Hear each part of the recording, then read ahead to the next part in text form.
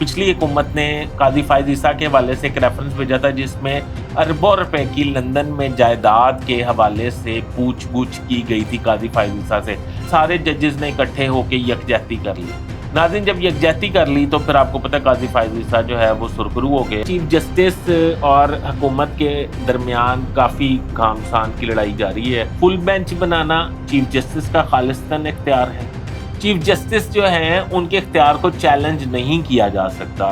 जो वकला बरादरी है, मैं समझता हूँ कि वो हुकूमत की इस मज़मूम मज़ाहिम को पसंद नहीं कर रहे और बेहतर नज़र से नहीं देख रहे। फौरी सो मोटो जो है वो ख़त्म नहीं हो रहा। अभी उमर अता बंदियाल के लिए खुला मैदान है। हुकूमत को चाहिए कि वो ऐसी लड़ाई ना लड़े कि जिसमें उनका नुकसान हो या सुप्रीम कोर्ट की तज़लील हो।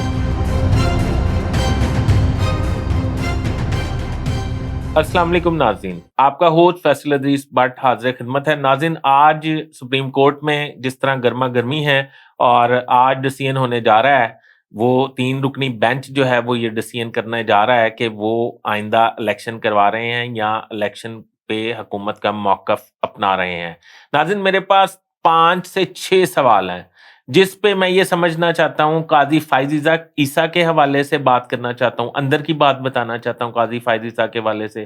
काजी फायज ईसा की जो कैरियर है वो किसने और कैसे स्टार्ट करवाया और कहाँ से स्टार्ट हुआ।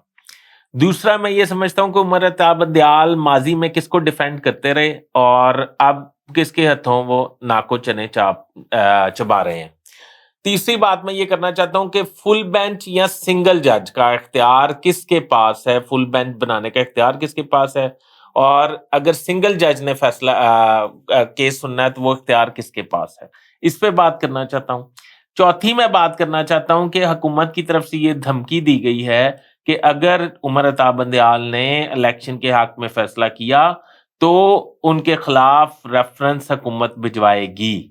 और अगर मैं ये इस पे आपको बताऊँगा सुप्रीम जुडिशल काउंसिल को जो रेफरेंस भिजवाया जाता है उसकी असल में हकीकत क्या है, उसका तर्ज़े तरीका क्या है। और चौथा 5वीं बात ये कि आज तक कितने रेफरेंस हुकूमती जो भिजवाए गए उन पे कितने पे फैसला हुआ और कितने पे नहीं हो सका। और ये judicial council, supreme judicial council के जो हेड हैं वो कौन होता है, ये आज मैं आपको अपने वीलॉग में बताऊँगा। नाज़रीन, तो शुरू करते हैं हम पहले काजी फायज ईसा के हवाले से, जो इस वक्त एक मुतनाज़ा जज बन चुके हैं सुप्रीम कोर्ट के। काजी फायज ईसा ने काफ़ी मुतनाज़ा हैसियत में काम शुरू किया था। काजी फायज ईसा ने नवाज शरीफ के दौर में बलूचिस्तान हाई कोर्ट के चीफ जस्टिस के तौर पे पहली तकर्री हासिल की थी। नाज़रीन, आपको अंदाज़ा होगा कि पहली तकर्री हासिल बतौर चीफ जस्टिस करना गैर मामूली बात है और ये बात काफ़ी अहम है। और ये बात भी अहम है कि नवाज शरीफ के दौर में ये तकर्री हासिल की गई थी। उधर से तरक्की करते हुए काजी फायज ईसा सुप्रीम कोर्ट पहुंच गए। सुप्रीम कोर्ट में आपको, अगर आपका हाफजा जो है आपको याद दिलाए, तो सुप्रीम कोर्ट के पिछली हुकूमत ने काजी फायज ईसा के हवाले से एक रेफरेंस भेजा था जिसमें अरबों रुपए की लंदन में जायदाद के हवाले से पूछ-गछ की गई थी काजी फायज ईसा से। काजी फायज ईसा की आज तक की जितनी नौकरी, जितनी उनकी वर्किंग है, जितना उन्होंने काम किया है, जितनी उनकी मनी ट्रेल है, जितना वो इनकम टैक्स देते हैं, जितनी उनकी प्रॉपर्टी है, उन सारों को अगर जमा किया जाए तो वो पहाड़ के आगे मतलब राई का अंदाजा होगा, यानी कि पिनट है एक। जितनी अरबों रुपए की जायदाद उनकी लंदन में है, काजी फायज ईसा ने फौरन ये मौक़िफ़ इख्तियार किया कि वो मेरी अहलिया की जायदाद है जो अरबों रुपए में है। अहलिया ने ये कहा कि वो प्राइवेट स्कूल में खिदमात अंजाम देती हैं, सरीना ईसा। उन्होंने ये कहा कि मैं ये जायदाद जो है ये मैंने बनाई है अपने पैसों से और इस जायदाद से ना इस काजी फायज ईसा का ताल्लुक है, ना मेरी औलाद का ताल्लुक है और ना ही किसी और का ताल्लुक है। अब काजी फायज ईसा इसको जस्टिफाई नहीं कर सके। असल में प्रॉब्लम ये हुआ कि उमर अता बंदियाल जो हैं उस वक्त इस सिंपैथी में आ गए काजी फायज ईसा की और इनको आके डिफेंड किया काजी फायज ईसा को और जजेस के साथ मिलके, ताकि वो सरीना ईसा जो हैं वो जब कोर्ट आती थी तो जजेस ने सोचा कि ये उनकी तज़लील हो रही है, उनके प्रोफेशन की उनकी हद तक हो रही है, उनकी इज्जत जो है वो दांव पे लग गई है। तो उन्होंने सारे जजेस ने इकट्ठे होके यकजहती कर ली।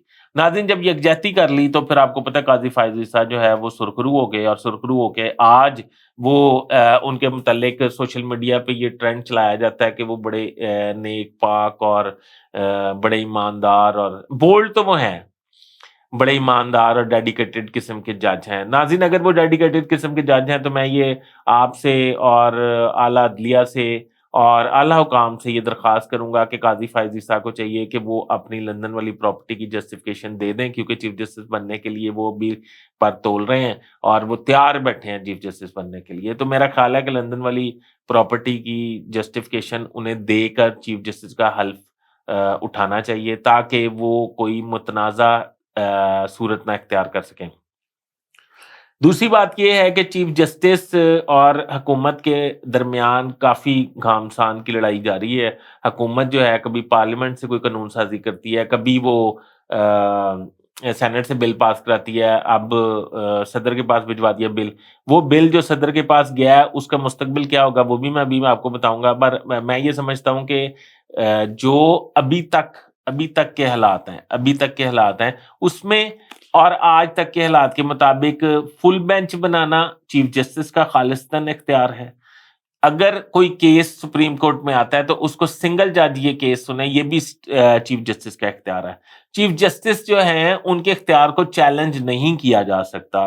حکومت جو ہے اس کو مشورے نہیں دینے چاہیے، اسے پریشرائز نہیں کرنا چاہیے سپریم کورٹ کو، اور اثر انداز ہونے کی کوشش نہیں کرنی چاہیے۔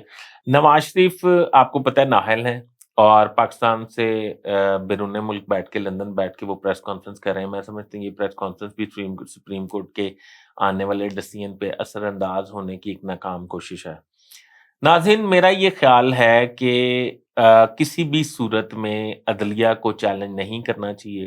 تمام بار کونسلز، تمام سپریم کورٹ کی بار کونسل اور سپریم کورٹ کی جو جوڈیشری ہے، جو وکلا برادری ہے، میں سمجھتا ہوں کہ وہ حکومت کی اس مذموم عزائم کو پسند نہیں کر رہے اور بہتر نظر سے نہیں دیکھ رہے۔